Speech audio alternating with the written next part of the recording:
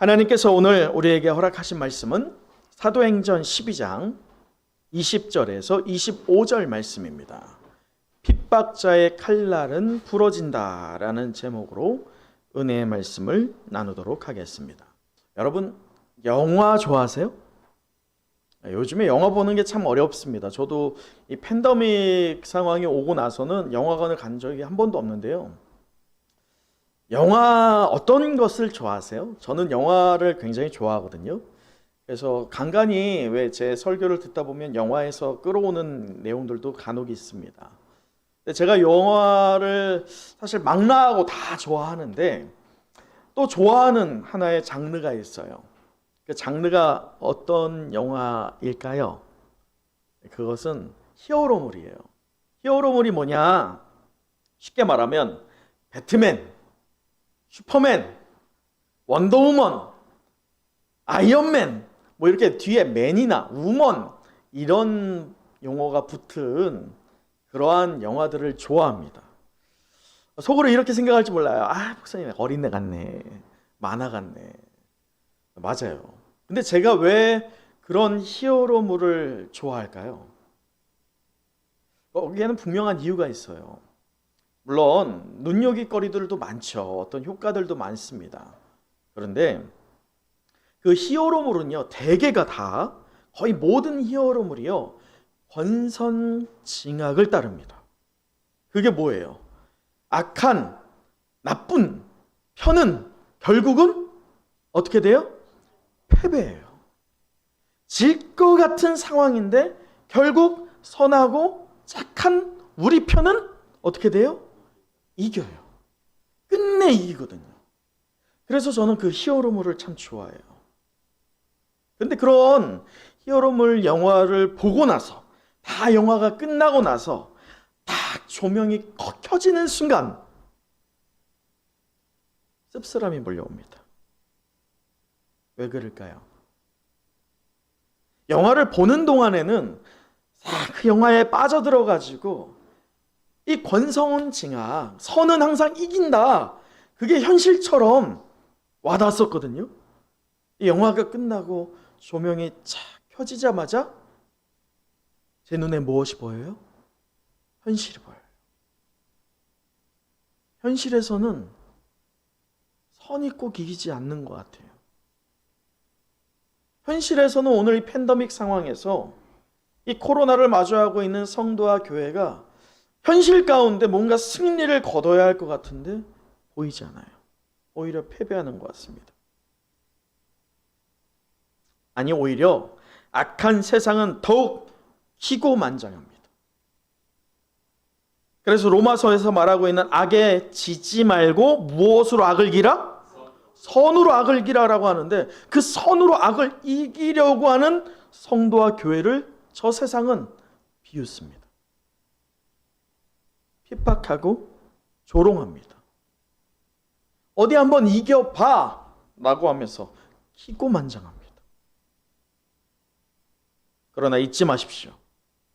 현재 이 팬데믹 상황 앞에서 제대로 힘도 써보지 못하고 맥없이 그렇게 쓰러져 가는 것 같은 성도와 교회일지 모르지만요, 반드시 살아계신 또 역사하시는 그 하나님께서 그 어떤 영화보다도 더 멋지고 완벽한 최종 승리를 믿음의 성도와 교회에게 허락하실 줄 믿습니다. 그것이 바로 하나님의 역사입니다. 아멘. 여러분, 오늘 우리가 보게 된 이 말씀에서도 보면 하나님께서 허락하시는 이 승리의 역사의 어떤 한 단편의 사건이 기록되어 있습니다. 오늘 말씀을 보면 먼저 헤롯 왕이라는 인물이 등장합니다. 그런데 성경에 보면 여러 헤롯들이 등장하죠. 그래서 오늘 본문에 나오는 이 헤롯 왕이 누구인지 먼저 살펴볼 필요성이 있을 것 같습니다. 자, 여러분, 오늘 이 헤롯은 누구냐면 쓸 수 있으면 쓰세요. 헤롯 뒤에 붙어요. 그냥 헤롯이 아니라 헤롯 왕이라고 할 때 그 뒤가 삭제된 거거든요. 오늘 말씀에 나오는 헤롯은 헤롯 아그리파 1세입니다. 자, 1세라고 하면 몇 세도 있어요? 이세가 있어요. 이세가 언제 나오느냐? 나중에 사도 바울이 자신을 이 사도행전 후미에서 변론할 때, 변증할 때 복음을 증거하는 아그리빠 왕이라는 사람이 나와요. 그가 헤롯 아그리빠 2세입니다. 이의 아들이에요. 오늘은 헤롯 뭐라고요? 무슨 1세? 아그리빠 1세. 한번 기억하면 참 좋아요. 왜냐하면 구별이 돼야 돼서 그래요. 성경에 보면 헤롯 왕이라는 인물이 처음에 등장하는데 그 헤롯 왕은 헤롯 대왕입니다. 실제로는. 헤롯 대왕은 누구냐면 예수님께서 탄생하실 때 어떻게 했던 인물? 모든 유대의 2살 난 아이 밑에를 다 어떻게 해요? 다 죽여버렸던 인물. 그가 헤롯 대왕이에요. 그가 오늘 헤롯 아그리빠 1세와 어떤 관계일까요? 할아버지와 손자 관계입니다. 자, 그리고 나서 세례 요한의 목을 쳐서 처형시키고 또 예수님을 십자가에 못 박도록 한 헤롯 왕이 있습니다. 그 헤롯 왕은 또 누구냐? 헤롯 안디바라고 하는 인물입니다. 그 헤롯 안디바는 오늘 이 헤롯 아그리빠 1세와 어떤 관계일까요? 조카 관계예요. 사실 이 헤롯 대왕은요, 자신이 왕이 되기 위해서 정말 권력에 집중했던 사람이에요. 그가 얼마나 집중했냐면 자신의 후계자들 있잖아요. 그들을 다 죽여버립니다. 소위 아들들을 다 죽여버려요. 그 중에 하나가 오늘 헤롯 아그리빠 1세의 아버지죠. 오늘 이 헤롯 아그리빠 1세는요, 아버지를 여의고 나서 어린 나이 때에 로마로 갑니다. 왜냐하면 분봉왕이고 섭정왕 관계가 있기 때문에 로마와 굉장히 친밀함이 있잖아요. 어릴 때에 이 헤롯 아그리빠가 로마로 가는데 오늘 말씀을 보세요. 우리가 분명히 이전의 말씀을 본 것처럼 이 헤롯 아그리빠 왕이 얼마나 기세가 등등했어요. 여러 헤롯들이 성경에 등장하지만 초대교회를 가장 강렬하게 핍박하고 사도 누구까지 죽여버려요? 야고보를 죽이고 또 누구를 가둡니까? 베드로를 가뒀던 인물. 그리고 베드로를 그냥 가둬요? 목적이 있었죠. 무엇하기 위해서? 유월절 이후에 죽이기 위해서 가뒀던 인물. 가장 날뛰었던 인물이에요. 초대교회 역사상. 그 인물이 헤롯 아그리빠인데 그가 어떻게 이렇게 기세등등했을까? 그 배경은 분명히 있었어요. 그가 그럴 수 있었던 이유. 그에겐 등등한 배경이 있었기 때문입니다. 이 헤롯 아그리빠는 어린 나이 때 5살 때 로마로 갑니다. 근데 그는 어릴 때부터 아버지가 아버지에게, 그러니까 할아버지에게 죽임을 당했잖아요. 자신은 이제 로마로 어떻게 보면 쫓겨났잖아요. 이런 상황에서 어릴 때부터 기회주의자로 키워집니다. 자신에게 무엇이 유리할까? 그것을 틈을 타서 어떻게든 살아가야 됐으니까 타고난 기회주의자로 성장하는데 어릴 때에 이 로마 황제 3대 왕이 있어요. 세 번째 황제의 이름이 뭐냐면 가이오라고 하는 왕입니다. 가이오 왕과 오늘 이 헤롯 아그리빠 왕이 동갑내기였어요. 어릴 때부터 로마에서 함께 자랍니다. 함께 자라면서 어떤 관계가 됐을까요? 절친이 됐어요. 헤롯 아그리빠가 가이오 왕한테 모든 것을 다 맞춰줬겠죠. 뒤에서 모든 것을 다 서포트해 줬을 거예요. 그러면서 자라갈 때에 이 로마 황제 가이오 왕에게 헤롯 아그리빠는 어떤 신임을 받았을까요? 굉장히 전폭적인 신임을 받았을 거예요. 여러분 생각해 보세요. 로마로 5살 때 이주하여서 빛도 보지 못하는 그런 인생으로 살고 있는 헤롯 아그리빠였어요. 문제는 가이오가 로마의 3대 황제로 등극하자마자 이 가이오 왕이 아그리빠를 어떻게 하느냐? 유대의 분봉왕이 아닙니다. 유대의 왕으로 세워버립니다. 소위 벼락치기 완전히 등극을 해버린 거예요. 입장이 완전히 바뀐 거예요. 벼락 출세를 한 것이죠. 그렇게 정말 겁날 거 하나 없는 게 오늘 말씀의 누구예요? 헤롯 아그리파 1세입니다. 근데 그에게 위기가 찾아옵니다. 그 위기가 뭐냐면 이 가이오 왕이요, 처음에는 유순했지만 나중에 폭군이 됩니다. 로마 안에서도 폭군으로서 아주 유명했던 왕입니다. 그러다 보니 신하들이 어떻게 할까요? 마음을 모아서 몇 사람이 가이오 왕을 어떻게 해요? 암살해 버립니다. 그 암살당하여서 황제가 부재한 자리에 갑자기 아무런 준비 없이 세워진 왕이 있었는데 그가 누구냐? 바로 글라우디오라고 하는 왕입니다. 나중에 고린도전서에도 나오는 글라우디오라고 하는 왕이에요. 이 글라우디오라고 하는 왕이 왕으로 네 번째 이 로마의 황제로 세워진 이유가 있었어요. 그 글라우디오 왕은요, 신체적으로 어릴 때부터 앓았던 병이 있었다고 합니다. 그러다 보니 한쪽 다리를 절었다고 해요. 또 귀가 먹었던 장애가 있었습니다. 이런 여러 장애가 있잖아요. 그런데 황제를 세울 때 왜 로마는 사실 그 공예 같은 그런 모임이 있잖아요. 의회가 있어요. 그 의회에서 투표로 해서 이제 황제를 세우게 되는데 그 의회원들이 왜 글라우디오 왕을 황제로 세웠을까요? 그런 결격 사유가 있는데 소위 쉽게 주무를 수 있었기 때문이에요. 그것을 예상했죠. 그가 결격 사유가 있기 때문에 우리가 저를 밀어주면 뒤에서 어떻게 할 수 있다? 우리가 비선실세가 될 수 있어. 허수아비를 세워놓고 우리가 뒤에서 조종할 수 있어.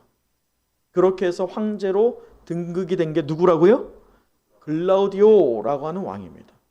여러분, 글라우디오 입장에서 한번 생각해 보세요. 이게 왕이 왕 맞습니까? 그 과정에서 얼마나 이 심리적으로, 정서적으로, 정신적으로 고단함이 있겠습니까? 자, 그럴 때 기회주의자가 있죠. 그게 누구입니까? 헤롯 아그리파 1세예요. 그가 자신의 절친이었던 가이오가 죽자 기회주의자로서 이제 누구에게 착 붙습니까? 글라우디오에게 붙어요. 그래서 그가 온전한 황제로서 자리매김할 수 있도록 열렬히 그를 후원하고 그를 향하여서 봉사를 합니다. 애씁니다. 그 결과 글라우디오 황제가 어떻게 될까요? 황제로서 완전히 서버려요. 자, 여러분, 그러면 여러분 입장에서 생각해 보세요. 글라우디오라고 여러분이 생각한다고 가정하다면 이 헤롯 아그리파 1세를 어떻게 하겠어요? 그렇죠. 완전한 전폭적인 지지가 있어요. 가이오 왕 때 받았던 전폭적인 지지보다 이 글라우디오 황제에게서 받은 전폭적인 지지가 비교할 수 없을 만큼 정점에 다다랐을 때예요. 소위 이때가 이 헤롯 아그리파 1세에게 있어서 그의 인생의 가장 최고점에 있던 전성기입니다. 이 전성기가 언제냐? 바로 오늘 우리가 지난주 보았던 말씀에 초대교회를 박해하고 야고보를 죽이며 그리고 베드로를 죽이기 위해서 옥에 가뒀던 그때가 바로 오늘 이 헤롯 왕의 최고의 전성기 때였어요. 그렇기에 그는 기세가 등등했었죠. 자, 여기까지 우리가 헤롯 왕이 누구인지를 대략적으로 이해하고 우리 말씀을 함께 다시 보았으면 좋겠는데요. 우리 19절 한번 다시 읽어보도록 하죠. 지난주 본문이었지만 필요하기 때문에 한번 읽어보겠습니다. 19절입니다. 시작. 헤롯이 그를 쳐다도 보지 못하매 파수꾼들을 신문하고 죽이라 명하니라. 헤롯이 유대를 떠나 가이사라로 내려가서 머무니라. 여러분, 그는 기회주의자답게 자신의 정치적인 입지를 더욱더 공고하려고 합니다. 그래서 그가 기회주의자답게 자신의 역량을 넓히기 위해서 입지를 더 단단하기 위해서 만족 주려고 하는 대상이 생기는 게 그게 누구예요? 유대인들이었어요. 정통 유대인들. 정통 유대인들의 만족을 주는 제1순위가 무엇입니까? 예수는 그리스도다라고 증거하고 있고 또 그렇게 믿음으로 붙잡고 있는 이 초대교회 예루살렘 교회의 성도와 사도들을 어떻게 하는 거예요? 박멸하는 거예요. 그렇기 때문에 오늘 이 헤롯이요 눈에 불을 켜고서는 예루살렘 교회를 박멸하기 위해서 부단히 애쓰고 있는 거예요. 자신의 입지를 더 넓히기 위해서 유대인들에게 만족을 주기 위해서 말이죠. 그런데 보세요. 그의 악한 계획들이 어느 정도 성공한 것처럼 보였어요. 야고보가 죽임을 당했고 베드로가 정말 옥에 갇혔잖아요. 죽임을 당할 수 있는 바로 그 코앞까지 다다랐습니다. 그런데 하나님께서 이것을 그대로 두십니까? 그대로 방치하지 않으십니다. 어느 정도 성과를 거두는 것 같은 이 헤롯 왕의 계획이었습니다. 그런데 성도가 합심하여서 기도하고 그 기도의 응답으로 베드로가 어떻게 됩니까? 베드로가 감옥에서 풀려납니다. 완벽하였던 이 헤롯 왕의 계획이 어떻게 됐어요? 어그러졌어요. 숲으로 돌아갔습니다. 여러분 생각해 보세요. 무서울 것 하나 없는 기세 등등한 정말 정치적인 뒷배를 타고 있던 헤롯 아그리파 1세입니다. 근데 그에게 지금 하나의 금이 갔어요. 누구로 인해서? 하나님으로 인해서. 그의 인생의 정점에 이르고 있는 그 찰나에 그 정점에 기세등등하고 막을 것 하나 없을 것 같은 그런 상황에 딱 완전히 막는 대상이 누구이십니까? 하나님이셨어요. 문제는요, 헤롯 아그리파 1세에게 있어서 현재 자신의 업적에 있어서 어떻게 됐어요? 금이 갔어요. 정치적인 입지가 작아집니다. 좁아집니다. 문제는 이 소식이 누구에게까지 전해졌을까요? 글라우디오 왕까지 전해진 거예요. 로마의 황제에게까지 전해집니다. 위축되는 상황이고 아그리파 왕에게 있어서 위기의 상황입니다.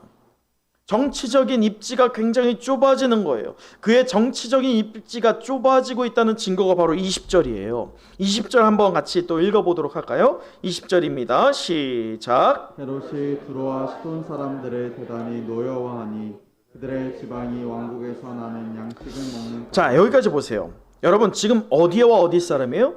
두로와 시돈 사람들입니다. 이 사람들이 대단히 노엽게 하는데 누구를 노엽게 한 거예요? 헤롯 왕을 노엽게 한 거예요.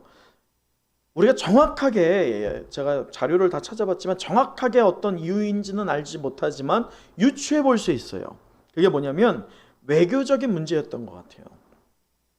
그래서 어떤 무역에 있어서 상호 간에 어떤 문제가 있었는데 가만히 있던 두로와 시돈이 왜 하필이면 이때에 현재 자신의 인생의 전성기에 있어서 하나님이라고 하는 존재로 인해서 딱 그 업적이 차단되고 금이 가고 입지가 좁아지는 그 순간에 왜 하필이면 이때에 두로와 시돈 사람이 헤롯을 노엽게 하는가? 그의 입지가 작아지니까 그때까지 손 아래에 있던 자들이 어떻게 하는 겁니까? 들고 일어나는 거예요. 민중이 일어나는 겁니다. 그의 입지가 굉장히 더 좁아지고 있는 상황이에요. 여러분 이럴 때 무언가 조치를 해야 할 상황입니다. 자신이 좁아진 입지를 다시 넓히려고 갖은 수단을 다 동원해야 하지 않을까요? 여러분 같으면 어떠시겠어요? 어떻게든 해봐야겠죠. 그런데 참 이해되지 않는 장면이 나와요. 그게 바로 19절 하단에 있습니다. 하단에 보면 헤롯이 유대를 떠나 어디로 내려가요? 가이사랴라고 하는 곳으로 갑니다. 여러분 가이사랴는 사실은 이 예루살렘이 있으면 저 위쪽 지방입니다. 헤롯 왕의 통치 지역이 아니에요. 소위 자기 나와바리가 아니에요. 그런데 자기 나와바리가 아닌데 헤롯 왕이 가이사랴라고 하는 다소 생뚱맞은 지역으로 갑니다. 뜬금없이 가이사랴라고 하는 지역으로 갑니다.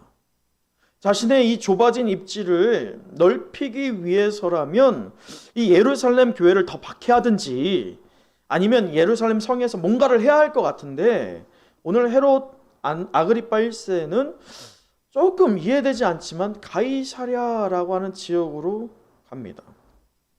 왜 그럴까요? 분명히 기회주의자인데요. 근데 21절을 보면 그가 왜 가이사랴로 갔는지를 알 수 있습니다. 21절. 헤롯이 무엇을 택하여? 나를 택하여 라고 하잖아요. 나를 택하여. 이것을 제가 찾아봤어요. 이게 왜 가이사랴로 갔을까? 그리고 왜 이 날이라는 걸 굳이 썼을까? 여러분, 성경을 볼 때 지명과 어떤 날, 이런 것들을 눈여겨봐야 돼요. 성경의 저자가 그냥 기록한 게 아니거든요. 가이사랴로 왜 갔고 헤롯이 왜 어떤 날을 지정했을까? 이런 의구심이 있어서 제가 자료를 여러 가지를 찾아봤더니, 그 날이 언제냐면 헤롯이요, 이 글라우디오 황제가요, 나중에 황제로서 완전히 오롯이 섰다고 했잖아요. 그 역시나 광폭해집니다. 근데 광폭해지면 로마의 황제들이 하나같이 똑같이 했던 게 있어요. 광폭해지면서 왕권이 강화될수록, 그게 뭘까요? 영토 확장이에요. 전쟁입니다. 전쟁을 통해서 왕권이 도모되기를 이제 취하고 있죠. 글라우디오 왕도 왕권이 더욱더 강화될수록 지역을 확장시키는데 영국과 싸웁니다. 영국과 전쟁을 하는데 이겼어요, 졌어요? 이겼어요. 그래서 그 승리를 기념하기 위해서 당시에는 어떤 승리를 자축하고 할 때면 운동 경기를 열었어요. 그게 올림픽의 기원이죠. 이 운동 경기를 열어서 사람들에게 축제를 합니다. 또는 우리가 글래디에이터라고 하는 영화를 보면 콜레세움이라고 하는 곳에서 검투사들의 경기를 하기도 하고, 또는 기독교인들이나 죄인들을 검투사의 상대나 또는 동물의 먹이로 던져주기도 하면서 백성들의 만족을 주었던, 그게 바로 축제일인데, 그 축제일들은 대부분 정치적인 것들과 연결이 됩니다. 그런데 이 날은 글라우디오 황제의 승리를 자축하는 축제의 기간이에요. 더불어서 이때가 8월 1일이라고 합니다. 8월 1일이 무슨 날이냐? 글라우디오 황제의 무슨 날일까요? 생일이에요. 그때 맞춘 거예요. 그래서 그 축제일의 두 번째 날이었다고 합니다.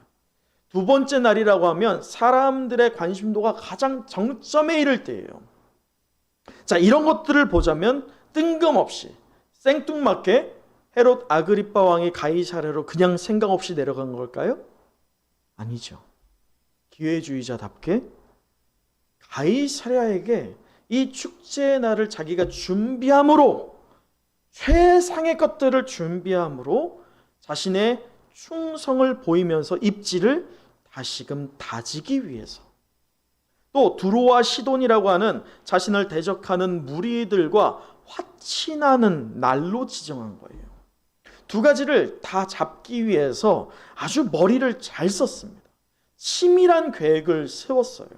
자신의 정치적인 입지가 좁아질 때 이 아그리파 왕은 온갖 계획을 다 동원해서 자신의 입지를 넓히기 위해서, 하나는 클라우디오 왕을 위하여, 하나는 자신을 적대시하는 대상들의 마음을 잡기 위하여서 이 날을 위하여 최선을 다해서 꼼꼼히 준비했다는 것입니다. 여러분, 우리가 여기서 깨달아야 할 한 가지가 있습니다. 저 세상은요, 저 사탄은요, 꼼꼼히 준비합니다. 실수가 없기 위해서 철저히 준비합니다. 근데 저 세상이 그렇게 준비하는데 우리 믿음의 성도와 교회가 허투루 준비한다면 과연 이길 수 있겠습니까? 우리에게 매일매일 하나님께서 시간을 주시고 또 우리의 일상을 연장해 주시는데 우리에게 왜 그것을 용납해 주실까요? 왜 우리에게 이 주일 예배에 나오게 허락하여 주실까요? 우리에게 다시금 기회를 주시고 우리를 무장시켜서 저 사탄을, 저 세상을 이기게 하기 위함일 줄 믿습니다.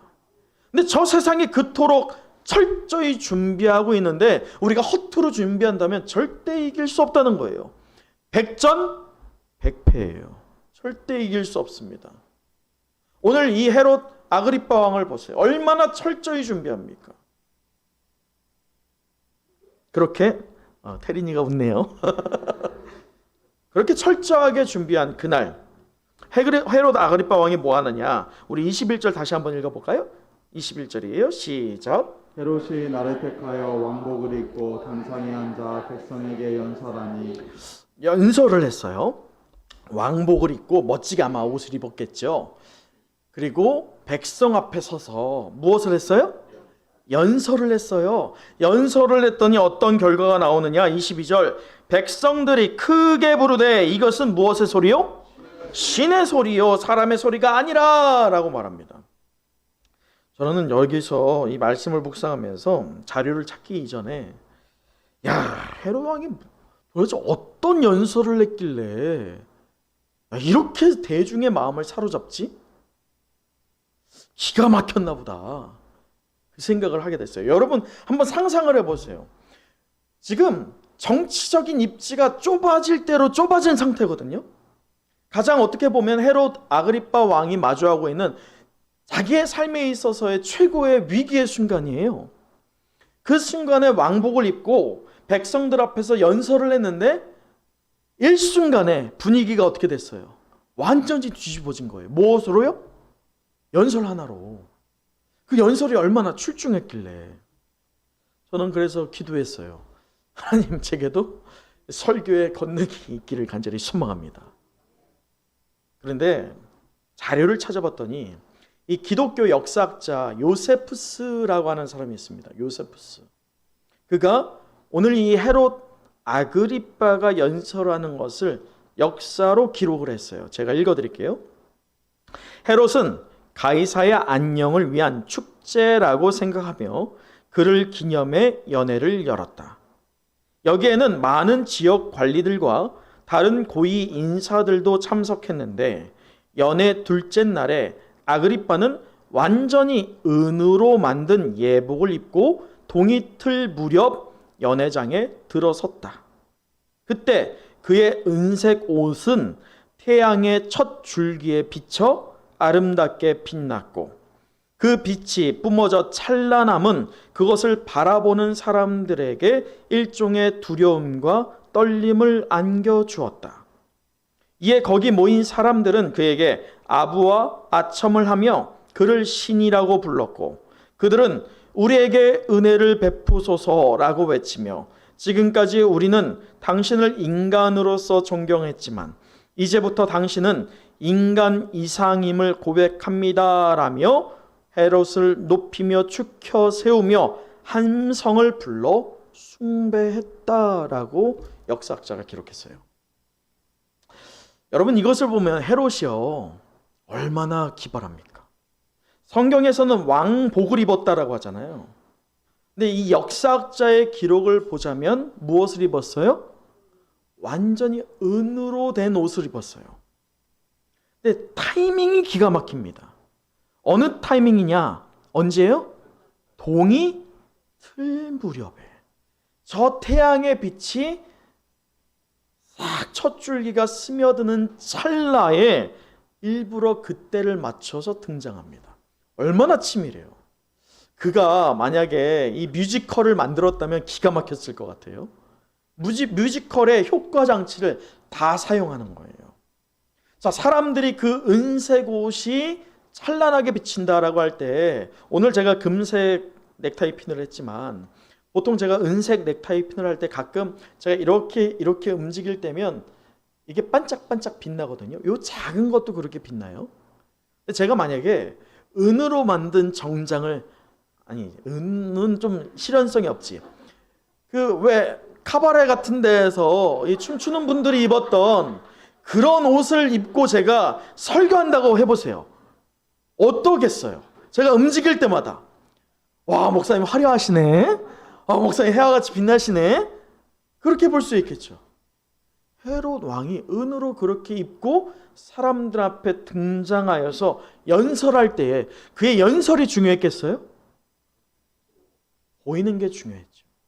그는 그걸 노렸던 거예요. 사실 연설이 사람들의 심금을 울린 게 아니라 보이는 그것으로 사람들에게 두려움을 조장하였던 헤롯 아그리빠 왕이었어요.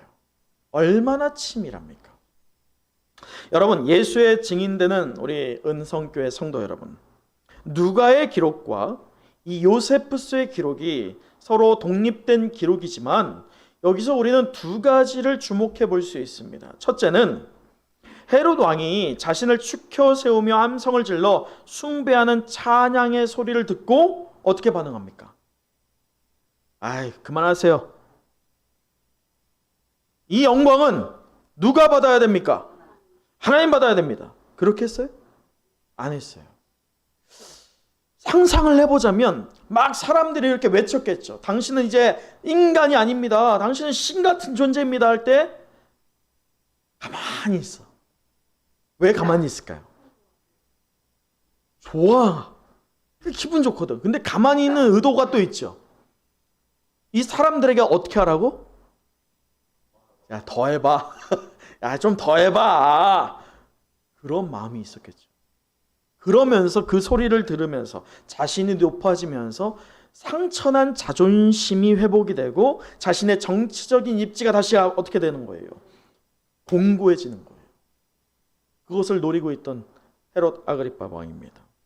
하나님께 영광을 돌려야 되는데 하나님께 영광을 돌리지 않고 있어요.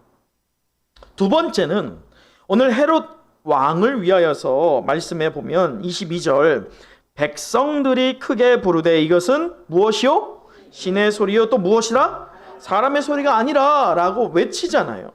자, 그럴 때 주목해서 보세요. 여기가 가이사랴라고 하는 지역이지만 22절에 왜